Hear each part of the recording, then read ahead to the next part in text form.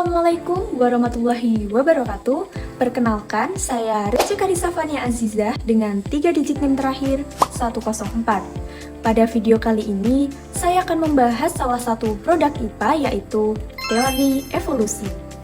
Saya akan menjelaskan bagaimana teori ini ditemukan dari sudut ontologi, epistemologi, aksiologi, mengklasifikasikannya sebagai sains atau bukan, serta memahami metode penemuannya.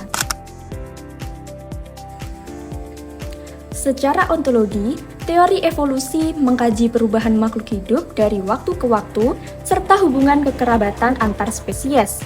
Teori ini menjelaskan bahwa organisme berkembang melalui proses seleksi alam, adaptasi, dan variasi genetik.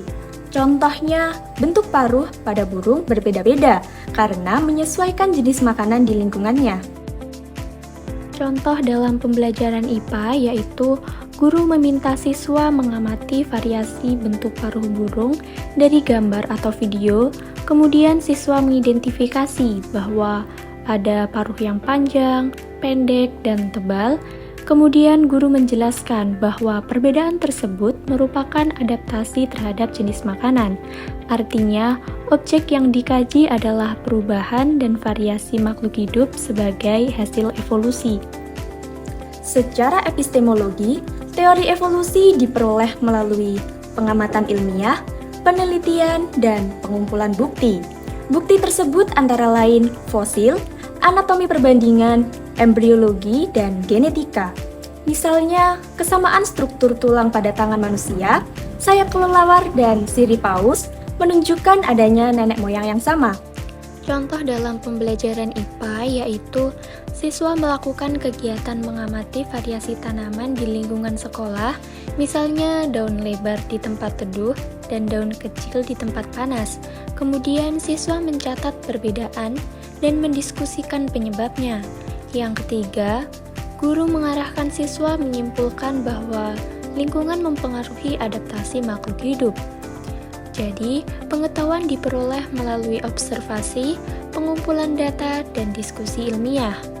Secara aksiologi, teori evolusi digunakan untuk memahami keanekaragaman hayati dan proses adaptasi makhluk hidup.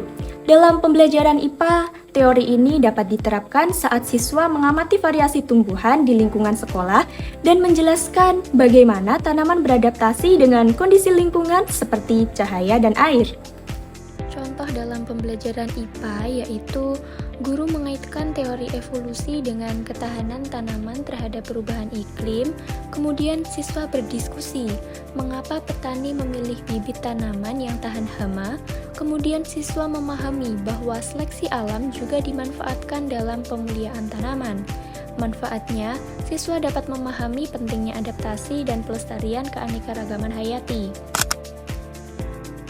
Teori evolusi termasuk sains, bukan pseudosains dan bukan agama. Alasannya, yang pertama, teori evolusi didukung oleh bukti empiris seperti fosil dan DNA. Yang kedua, dapat diuji dan diteliti kembali oleh ilmuwan. Dan yang ketiga, menggunakan metode ilmiah yang sistematis.